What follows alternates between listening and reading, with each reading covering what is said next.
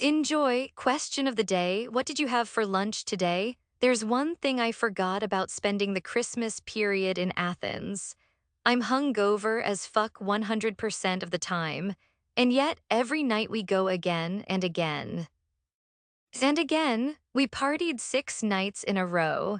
I was kind of lucky I had to leave before the New Year's Eve party at my family's home.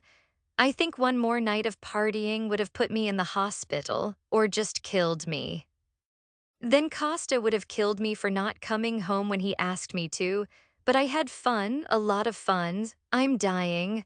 I groaned, trudging into the kitchen in my parents' Greek villa. Shut up, my head is killing me. Julius snapped, hiding his face behind his sunglasses. Both of you shut up. Damien grumbled against the kitchen counter. He was sitting at the breakfast bar, resting his head on the marble counter. Whose idea was it to drink a third round of shots? I scoffed, slapping the back of my cousin's head. The action caused him to instantly lift his head, a deadly glare taking over his features. Touch me again, bitch, I dare you. I told you to shut up, I fucking meant it. Julius spoke again, anger biting into his tone. After that, we didn't speak for 20 minutes. It was the same routine every day I was there. So I'd wake up hungover, and I'd encounter many hungover family members all afternoon. It was only in the evening that we started talking without swearing at each other. Then we went and got drunk all over again. I promise it was fun. Really fun. Unfortunately, while the rest of my family were preparing for the finale at their New Year's Eve party tonight, I spent the day packing away my things so I could get on an afternoon flight back to Palermo. I'm going to miss you. Damien appeared in the doorway just as I zipped up my suitcase. Me too. I smiled, putting my travel items together on my bed, my suitcase, my handbag, my passport, phone, and Costa's thick hoodie. It was the perfect hangover hoodie. You seem happier than I expected to be going back. Damien already knew everything that happened between Costa and I didn't even need to tell him. He saw the hickey on my neck and he just knew. Then he helped me cover it up because I didn't want Julius to see it. Every chance he got, he's been giving me sex tips, not that I asked for any, but he insisted. So now I have all this inappropriate knowledge I didn't want, and I didn't know what to do with it. At least now I know I need to go and pee straight after sex to avoid a urine infection. That one I was actually grateful for. Every girl knows urine infections are horrific. I don't know why. I sighed, dropping down on the bed to put my socks and Air Forces on. I'll miss you guys so much when I get back, but I've also missed them a little bit too. That was something I really didn't think would ever happen. Athens has always been my favorite place, it's home. I'm surrounded by all my favorite people, speaking a language I love in a place I love. I even told this to Costa that night. I had my breakdown after the nightmare of Viktor Kozlov. But while I've been away, I also felt like I was missing something or someone. It was nice of him to let you come here. He murmured, fiddling with the keychain attached to my Louis Vuitton purse. You're warming up to him. I grinned, struggling to get my foot in the stupid shoe. No, he instantly denied it. I'm just saying it was nice of him. MHM, so are you driving me to the airport? I can't, Maleficent, I have some work to do. I actually came to say goodbye now. He frowned. Goodbyes are always hard for us, don't be sad. I gave him the best smile I could muster as I stood to my feet. I'll see you soon in New York sometime. I know it's only been 6 days, but it felt like things were back to normal again, even just for 6 days. I know. I took his hand, wrapping my arms around him in a hug. I love you, Damien. I love you too, Mildew. And remember, I pulled away from him so he could see the seriousness on my expression. Don't tell Julius. I don't want him to know yet. At least, not until I know what's going on between Costa and I. Julius hated Costa more than I ever imagined. I could see it every time someone even mentioned him during these last 6 days. If he knew how I felt or that we kissed, he'd never accept it, not that it's any of his business. But I just didn't need that right now. Don't worry, your naughty secret is safe with me, Mildred. Damien smirked, pulling me in for a hug. Just make sure you call me as soon as you get that dick. I hate you. I laughed, burying my face in his chest. After I finished saying goodbye to the rest of my family downstairs, I was driven to the airport by one of our drivers. My flight back to Palermo only took 2 hours, and I was met on the tarmac by Costa's driver and his security team. I already knew he was busy. There was some kind of final meeting that always takes place on New Year's Eve in the Sicilian Mafia. They discuss all the details of the previous year and everything they're planning to achieve in the upcoming year. When Costa told me, I joked about it being some kind of employee review meeting, which he didn't find amusing in the slightest. He didn't talk to me for a while after that joke. The thought of that particular conversation had a smile tugging at my lips while I finished getting ready, already fashionably late to the party. I may or may not have fallen asleep when I got back to our room. It was actually Lula who woke me up when she came into the bedroom, whining about the number of guests in the house. She doesn't like it when strangers come into her personal space. The sound of the party thumped through the walls of the mansion, echoing up to the third floor where I stood in front of the mirror. I smoothed down the deep emerald dress Costa had left for me. It hugged my curves perfectly, the silky fabric gliding over my skin. The slit on the side showed just enough leg to be classy but tempting. The color of the dress reminded me of his eyes, the eyes I was falling harder and harder for every day. I'd only been back from Greece for a few hours, but the memory of our first kiss or kisses were still playing on mind. During the last 6 days, I was excited to come back, excited to see what our new normality would be like now that we'd finally crossed that line together. I slid into my black stilettos, giving myself a once-over in the mirror. I adjusted the diamond necklace that sparkled beautifully under the light. I was wearing the jewelry set he gifted me to thank me for taking care of him. How do I look? I turned to my companion, who was perched on her favorite armchair, the one that overlooks the back garden. Lula. When I called her name, she dragged her eyes away from the view outside, turning to look at me. She spared me a short glance before looking away again. Well, I think she's still pissed about all the people in the house. Taking a deep breath, I stepped out of my room and started down the grand staircase, passing the Accardi family portrait that overlooked the entry hall. The laughter and chatter grew louder with each step, mixing with the music from the live band. The air was thick with expensive perfume, cigars, and the buzz of excitement for the new year. I made my way through the hallways and into the main hall, which was, as always, a display of wealth and power. Crystal chandeliers cast a warm glow over the crowd, where mafia families from all around Sicily and Italy mingled and celebrated. I scanned the room, searching for Costa. His dark hair and tall, commanding presence wasn't hard to miss. My eyes gravitated to where he stood near the bar, deep in conversation. As if sensing my gaze, he turned and our eyes met. He smiled, that familiar pearly white smile making my heart race. I weaved through the crowd of people, exchanging quick hellos with people I barely recognized. Costa and I attended so many events during the Christmas period, but also during the first 6 months of our marriage as a whole. I could barely remember who anyone was. I think they only knew me because I was Costa's wife. Each step closer to Costa made the fluttering in my chest more intense. When I reached him, he excused himself from his conversation and turned to me, his eyes shamelessly raking over me.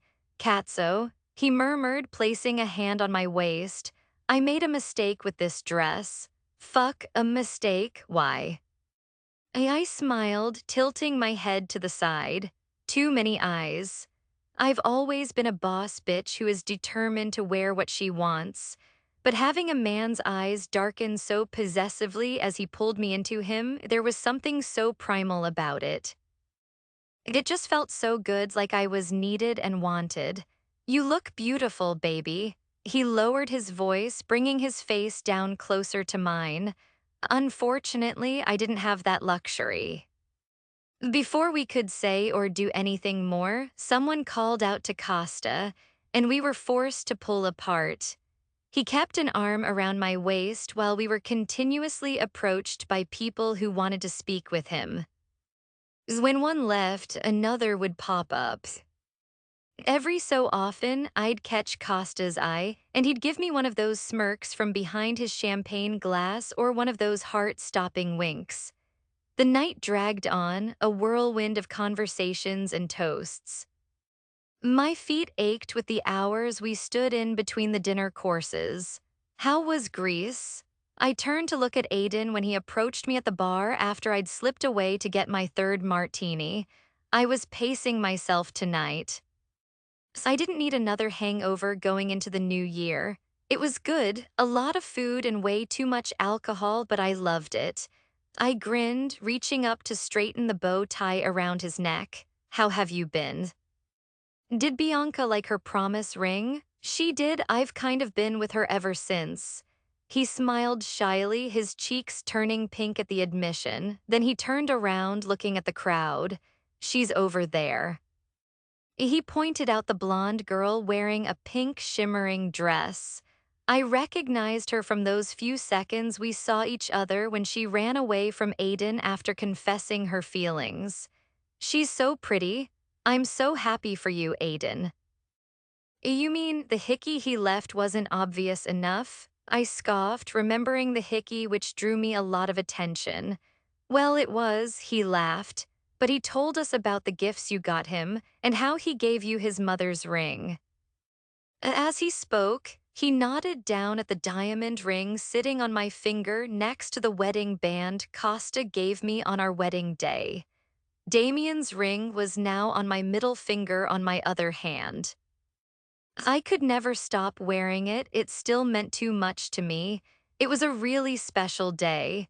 I thought back to our first Christmas morning and how much I ached to relive it all over again. Aiden's. Rocco suddenly appeared next to Aiden, bringing Giovanni with him. Sigh. Aiden sipped on his apple juice, his choice of drink since he and Gio were currently banned from alcohol. Instead of replying with words, Rocco gave him some kind of look, one of those, "Are you fucking kidding me right now?" looks. Oh, when realization dawned on him, he quickly put his apple juice down, flashing me an apologetic smile. Sorry, Millie, duty calls. He and Gio rushed away into the crowd, leaving me standing at the bar with Rocco. What was, okay? I sighed when Rocco walked away, leaving there alone. Since it was nearing midnight, some of the guests began to filter outside through the large doors that lead straight from the hall to the extravagant patio area. A few minutes later, Costa broke away from the men he was speaking to. He came over to where I remained by the bar, still nursing the same martini. I'm pacing myself tonight. I have to keep reminding myself or I'll forget. Come with me. His eyes scanned his phone and then he looked up at me. Outside. "It's okay, let me just finish. No, I need your help with something." My helps, I frowned. Why, Aiden can't find a lighter. A lighter? I repeated, but Costa wasted no time in grabbing my hand. I'd like to say he dragged me through the halls, but that would make him sound a bit like a caveman. But he did drag me.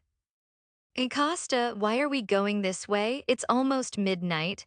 I told you Aiden can't find a lighter for the fireworks, but he's not the one lighting the fireworks. We have professionals.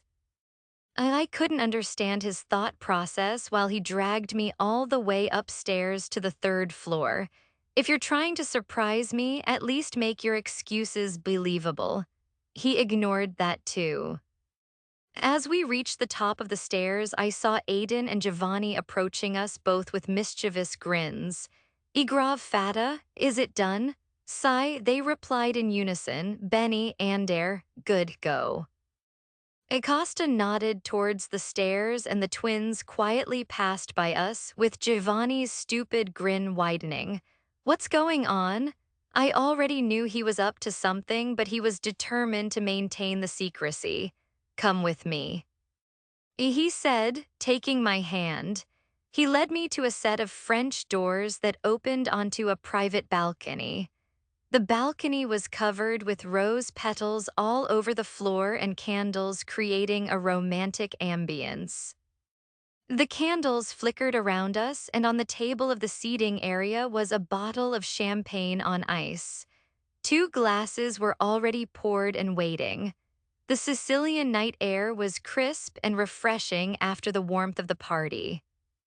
Below us, the garden was filled with guests ready to watch the fireworks, but up here it was just the two of us.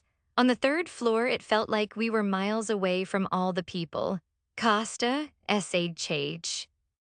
He circled his arms around my waist, pulling my body flush against his. I've waited too fucking long for this. Did you bring me up here just to kiss me? I teased him, placing my hands on his firm chest. My husband tucked my hair behind my ear in the light breeze. He licked his lips, his green eyes darkening, something like that. He murmured, lowering his face down towards mine. My eyes flickered down to his inviting plump lips, and I just about saw them tug into a smirk before he pressed them against mine. It was like magic all over again. But then the clock struck midnight, and suddenly the sky lit up with a dazzling display of fireworks.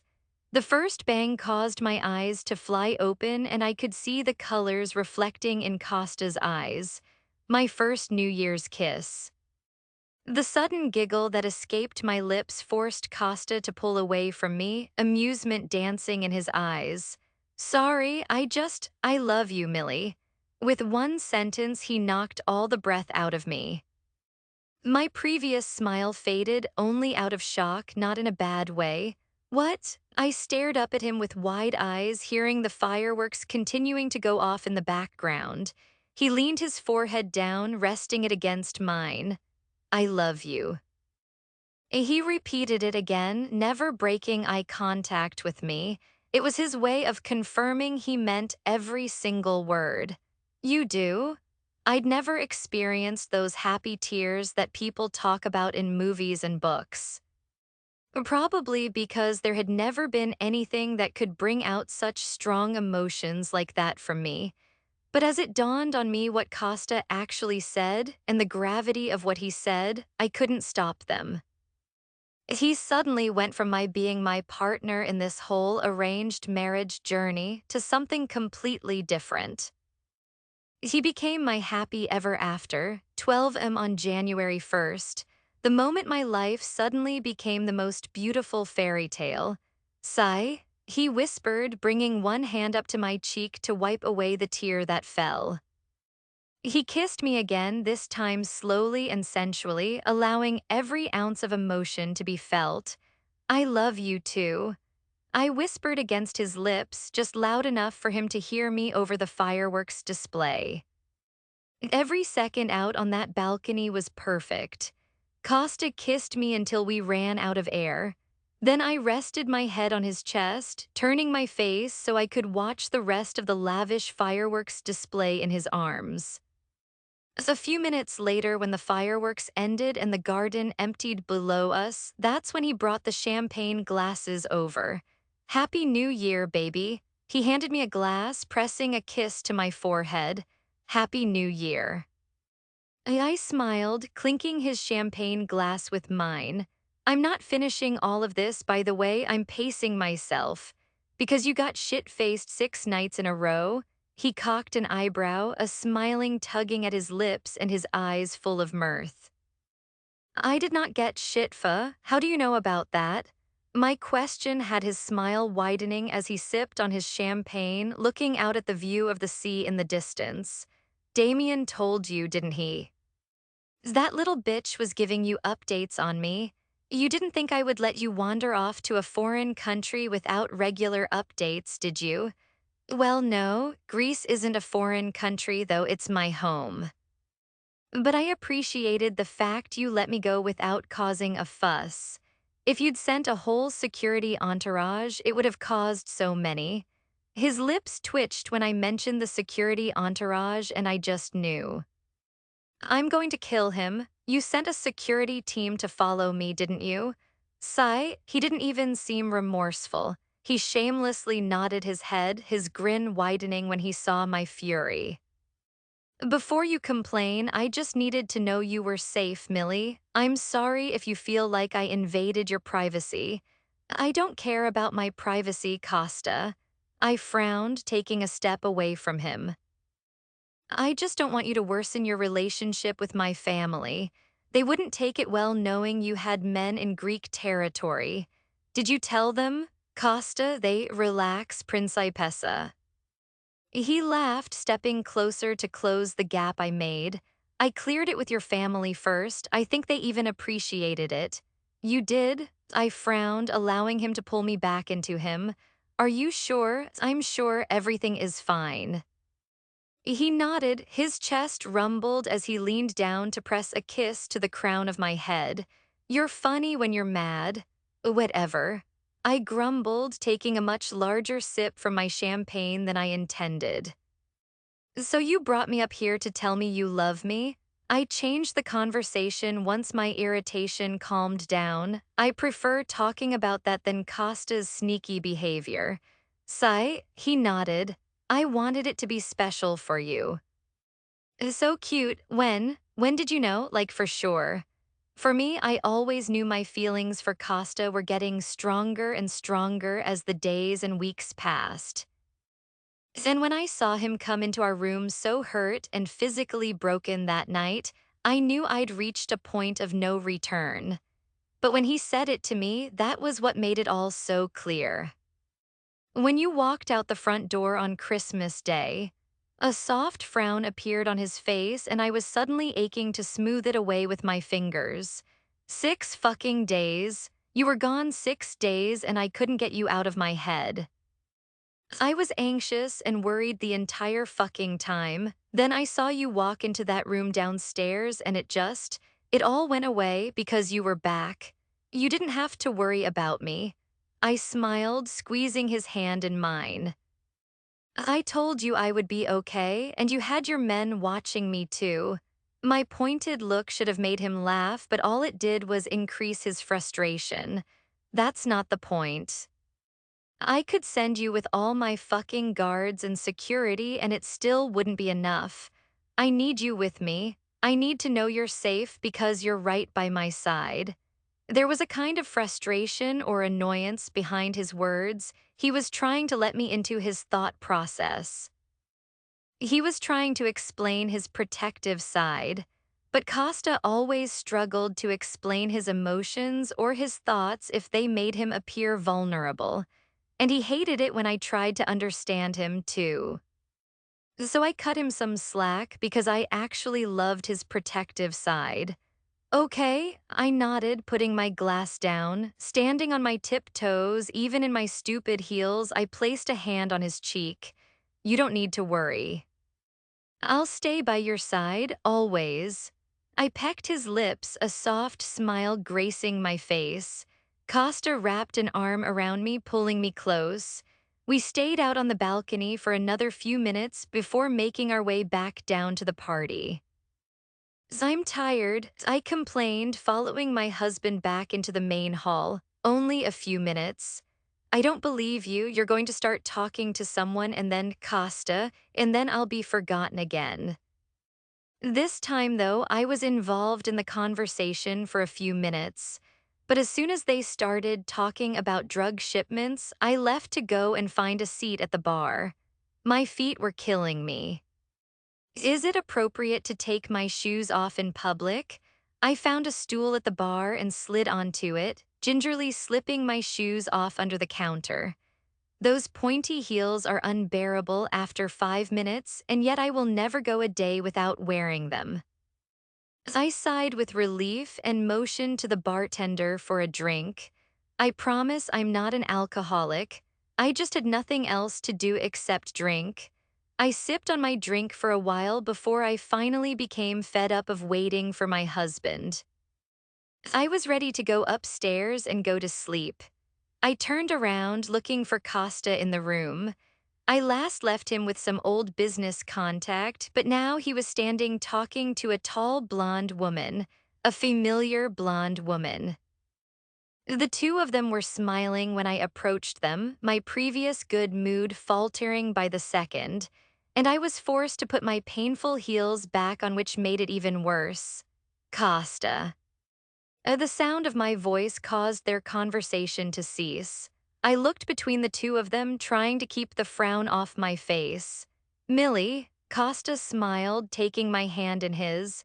You remember Melina, right? She was the woman he was hugging in the entry hall the day after I moved in with him. She laughed when she saw me drenched in water after the twins' prank. I didn't know much about her at all since we never spoke. All I knew was that she stayed for a while and then left. It's nice to finally meet you properly. She smiled, doing a good job of hiding her true feelings towards me. You too. I forced a smile onto my face, unsure of what else to say. A short, awkward silence followed before Costa quickly spoke up. Melina is one of my oldest friends, one of the only ones outside La Famiglia. I knew exactly what he was doing with that statement. Friends? I looked between the two of them, wishing I could just come out and ask him how stupid he thought I was. But I was supposed to remain civilized in public. Apparently, anyway. Melina smiled, ignoring my expression. We've been friends since we were 15, right? We went to school together. I found out who Costa was when I started getting this stalker following me. It turns out he was following Costa. She laughed, reminiscing on their teenage years together. Was I supposed to laugh along as well? How does someone deal with this? Well, it's nice you've stayed friends all these years. That was friendly, right? I'm trying to be good, although I do have my knife, just saying. It is. I'm glad we kept our friendship. It didn't work out between us, but he's a special one. He's not someone you just let go of. Her words lingered in the air while she gazed at Costa next to me. Meanwhile, I was trying so hard not to glare at her. Costa awkwardly cleared his throat, sliding his arm around my waist. It was nice of you to come tonight, Melina. The previous lightness in his voice had disappeared now, and she definitely took the hint. She was quick to excuse herself, slinking away before I could stab her with my knife. As soon as she was gone, I stepped out of his hold, taking a much-needed sip of my martini. Remember, we're pacing ourselves. Millie, don't do that. Do what? I scoffed, my eyes still following that blonde bitch. I'm really good at throwing knives. I didn't know she was going to say that shit, he muttered, coming up behind me. He wrapped an arm around my waist, pulling my back firm against his chest. I felt his breath on my skin as he leaned down to whisper in my ear. It's been 13 years since anything happened with her. I don't know why she said it. 13, I frowned, noticing the way my heart fell a little at his words. It's ancient, was she? I turned in his arms, looking up at him directly. Was she your first? It didn't mean anything. He spoke slowly, almost like he didn't understand the conversation anymore. It was stupid, really. I knew that. But all of this was so new to me, falling in love with someone, I mean. And you were her first. What the fuck does that have to do with anything? He was losing his temper right there in the middle of the party, and I understood why, but he didn't understand me. It doesn't matter. I shook my head, sliding my arms around his waist. I felt his body tense under my touch when I rested my head against his chest. He fell silent for a moment, and I could feel his eyes on me. Then he released a sigh, holding me against him. "What happened, baby?" "It's just something Damien said to me in Greece." I murmured, thinking back to the day he was trying to prepare me for my first time with Costa. "You never forget your first."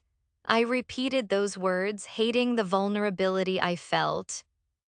Because Costa had his first time with her 13 years ago, but he was going to be my first time whenever that was. "Millie," he whispered with an edge of firmness, "look at me."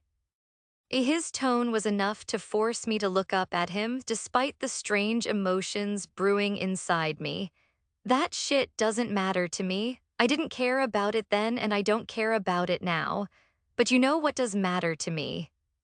His voice softened and he lifted his hand, tracing his thumb over my lip. If you want to talk about firsts, then let's talk about how you're the first one I ever felt this way for. The first one I've only kissed and not gone further with. The first one I've waited 6 months for. The first one I've ever said I love you to. The first and only one I'd ever give that ring to. We both looked down at his mother's wedding ring where it sat perfectly on my hand. "You're mine and I'm yours only." There were so many things I wanted to say, so many words on the tip of my tongue. But there was one thing that dominated over all the others. "Take me upstairs." The thick tension between us only increased as he processed those 3 words. His eyes darkened, the lust powering over every single other emotion he was feeling. My heart pounded in my chest as Costa took my hand, his grip firm but gentle. We walked through the sea of people, my nerves rising with each step. The sounds of conversation and laughter faded into the background as we walked, the reality of what I just asked quickly settling in. I just asked him to? Oh shit. He didn't say a word as we walked through the lavish hallways of the Accardi villa, leaving the guests and party behind. Once we reached our bedroom door, Costa looked back at me, his eyes searching mine to see if I was okay. "Are you sure?" he asked, his voice soft but filled with intensity. "I'm sure." We entered into the privacy of our bedroom, and the huge king-size bed suddenly looked intimidating. Acosta closed the door behind us, the click of the lock amplifying the intimacy of the moment. He took my hands in his thumbs gently stroking my skin. "If at any point you're uncomfortable, you just have to say the word." I looked up at him, feeling a wave of emotions, especially vulnerability.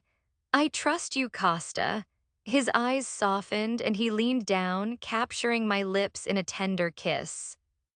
As our lips moved in sync, I felt my anxiety begin to fade to the back, being replaced by a growing sense of excitement and lust. As we kissed, he guided me to sit on the edge of the bed, his hands never leaving mine. He knelt in front of me, reaching down to unbuckle my stilettos, placing the black heels aside on the floor. He stood, taking a step back to unbutton his jacket and remove his tie. His movements were slow and deliberate, not rushed.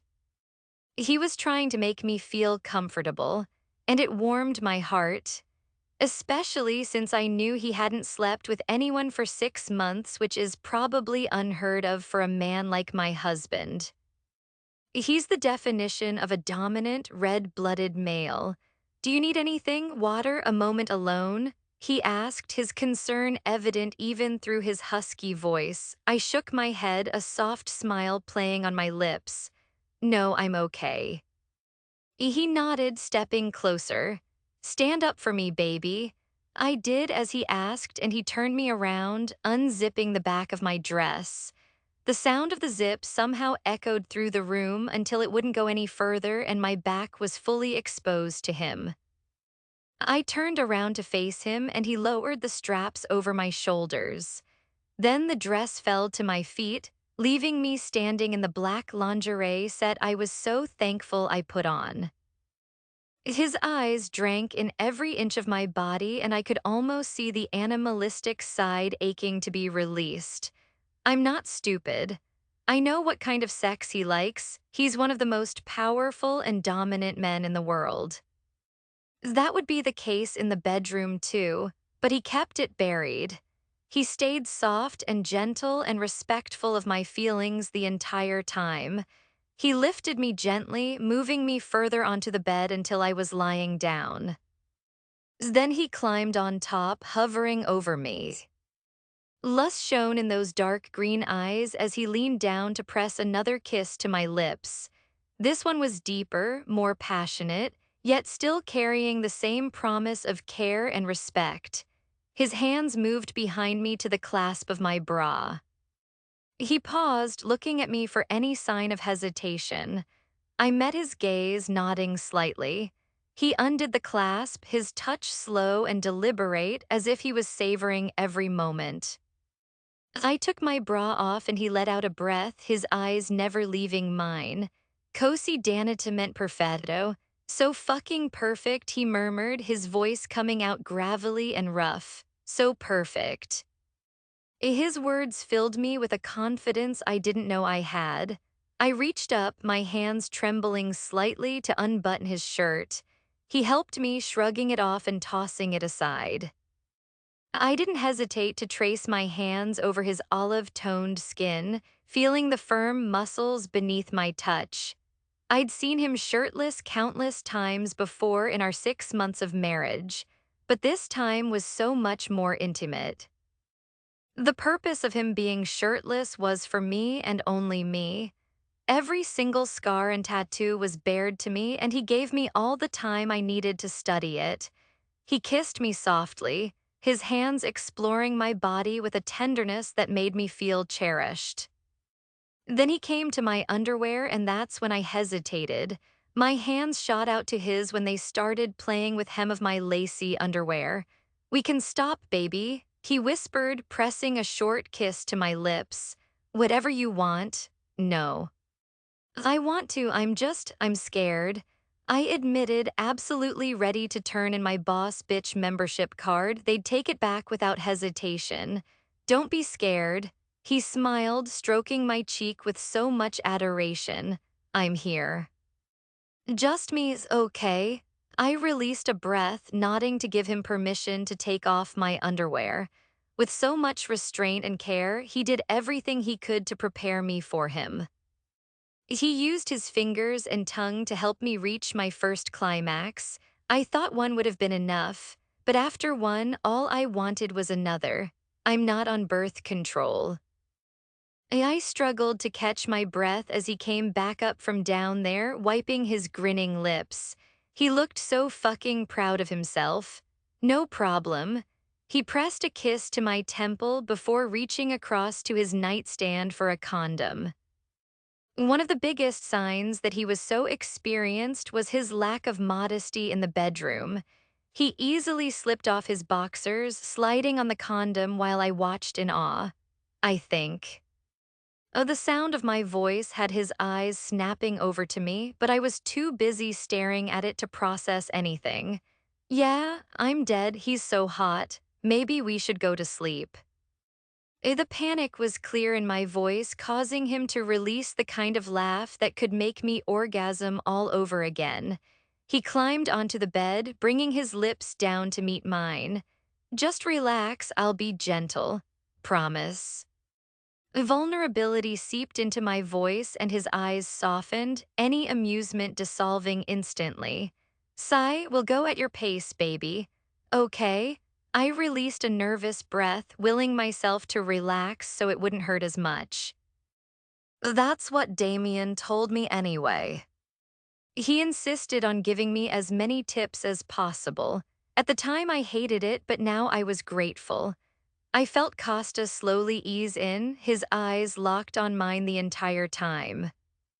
He took my hands in his, intertwining our fingers so I could squeeze his hands. "You're doing so well," he murmured, dotting my face with kisses as he pushed in. "Slower." I winced, a wince which turned into a lot more when he reached a certain point.